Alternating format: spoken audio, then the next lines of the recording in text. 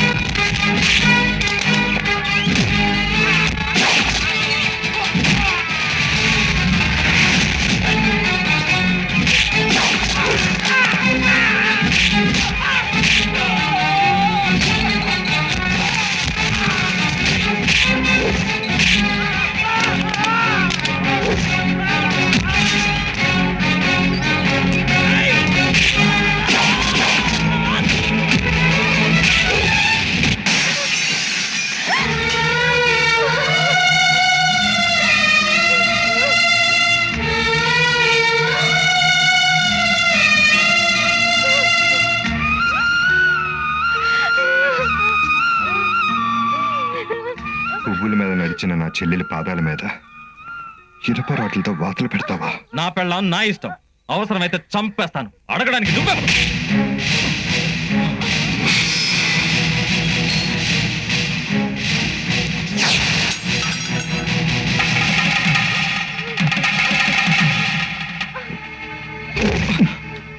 కడుపుతో ఉన్న భార్యకి కుంకుమ పువ్వు తినిపించే భర్తను చూసా గాని నెలలు నిండిన భార్య రక్తం కళ్ళ చూసే భర్తను నిన్నే చూస్తున్నారా?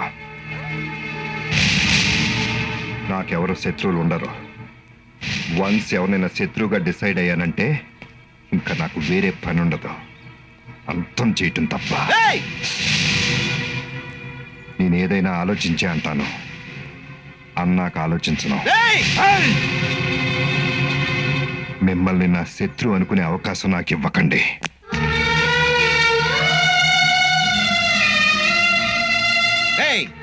నువ్వు మాకు శత్రువేరా శివరామరాజు, నువ్వు ఒక్కడివే. వేసేట్రావాణి.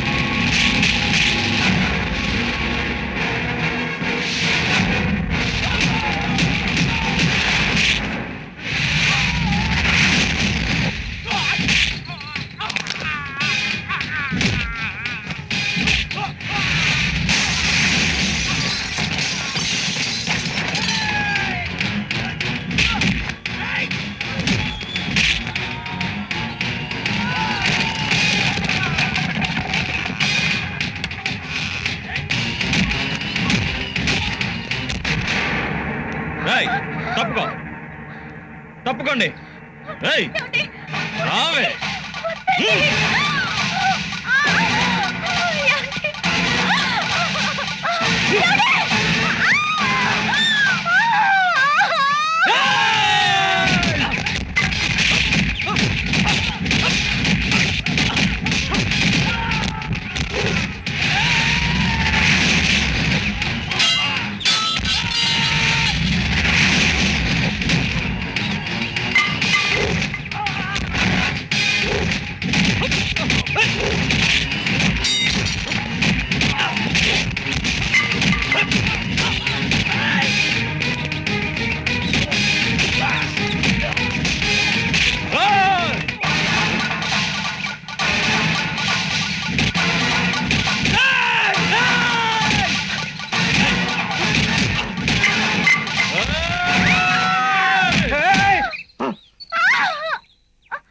ఆగండ్రా, మీలో ఎవరు చేయలేపినా దీని కడుపులో ఉన్న బిడ్డని చంపేస్తాను.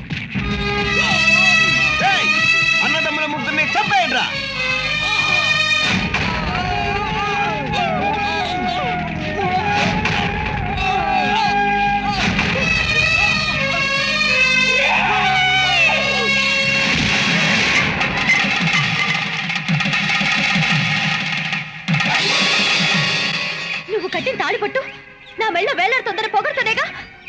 బాధపడుతున్నారు? అగ్ని సాక్షిగా నీ వెనక నేను 7 అడుగులు నడిచానన్న అనుసతనే కదా నా వాళ్ళ నాకు కాకుండా చేద్దామనుకున్నా. ఇప్పుడు నువ్వు నా భర్తవి కాదు, నేను నీ భార్యని కాను. నీకు నాకు ఎలాంటి సంబంధం లేదు. రే, నీకంటే నువ్వు కట్టిన ఈ పసుపు తాడు కంటే, ఈ ప్రపంచాన్ని నడిపిస్తున్న ఆ దేవుడి కంటే నాకు మా అన్నయ్యలే ముఖ్యం రా. ఎవయ్యా పెద్ద మనిషి, ఇంతకాలం నన్ను నానా రకాలుగా హింసించినా మిమ్మల్ని మా అన్నయ్యలు ఒక్క మాట కూడా అనలేదు. ఇప్పుడు ఇంతమంది కలిసి ఎన్ని చావు దెబ్బలు కొడుతున్నా పెద్ద విప్పకుండా అలా విగ్రహాల్లో ఎందుకు నిలబడిపోయారో తెలుసా? కారణం నేను నోరు విప్పి ఒక్క మాట మీ గురించి చెడుగా చెప్పుంటే మిమ్మల్ని కాదు మొత్తం మీ వంశాన్ని సర్వనాశనం చేసేవారు. ఇందాకేమన్నా? శివరామరాజు నువ్వు ఒక్కడివి ఏం చేస్తావని కదా అన్నావు. వేయ్, దమ్ముంటే ఇప్పుడు వాళ్ళ మీద చేయవే. వేరా, మా అన్నయ్యని పట్టుకొని వచ్చేలా కొట్టించారు. అసలు మీరు మనుషులేనా? ఛీ!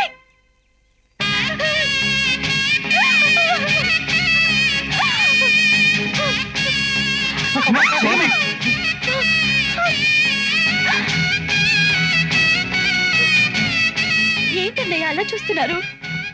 నా మీద కోపమా? ఇంత గొప్ప వంశంలో పుట్టి ఇది ఇలా చేసిందేంటా అని చూస్తున్నారా? నేను సంతోషంగా ఉండాలనే కదా మీరు ఆస్తి మొత్తం నాకు రాసిచ్చారు. నేను ఇంటి కోడలుగా సంతోషంగా బతకలేను, మీకు చెల్లిగానే బతుకుతానన్నయ్య. మంచి మనసు లేని మనుషుల మధ్య నేను ఉండలేను. మీతో తీసుకెళ్ళండి, అదే మీ చెల్లెలు స్వాతిలాగా.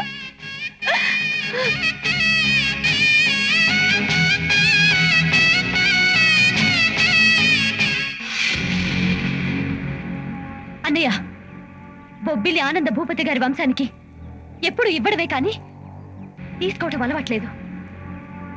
ఇప్పుడు మీరెందుకు వాళ్ళ చేత దెబ్బలు తినాలి? వెళ్ళి కొట్టండి అన్నయ్య, నేను చెప్తున్నాను, వెళ్ళి కొట్టండి.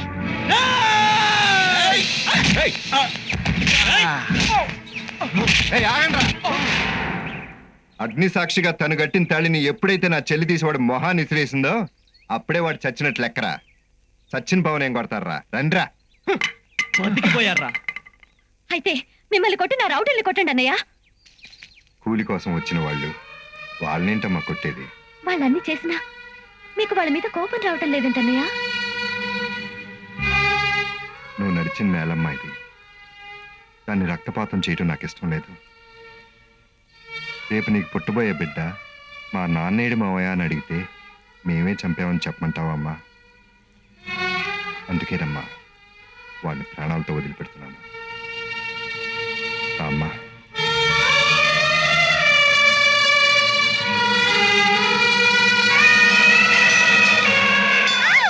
అమ్మా స్వాతి, కొంచెం ఓపిక పట్టమ్మా. రామరాజు, డాక్టర్ ఫోన్ చేసావా? చేశానన్నయ్య.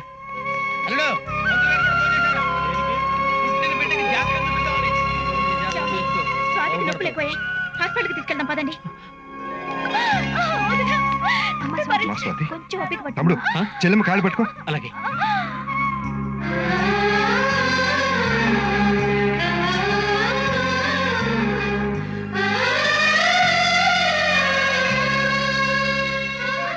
నన్ను క్షమించండి బాబు గారు.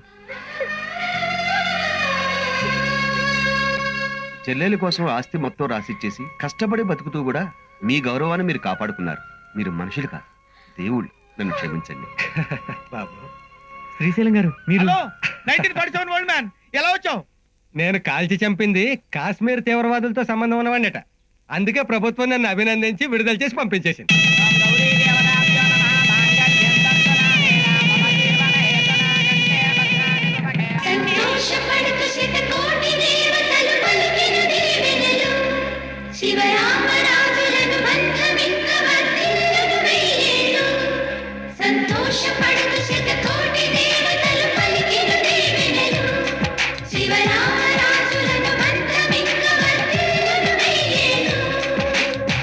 అందాల చిన్ని దేవత ఆలయమే చేసి మాయద, అమృతమే మాకు పంచగా అంతా ఆనందమే కదా.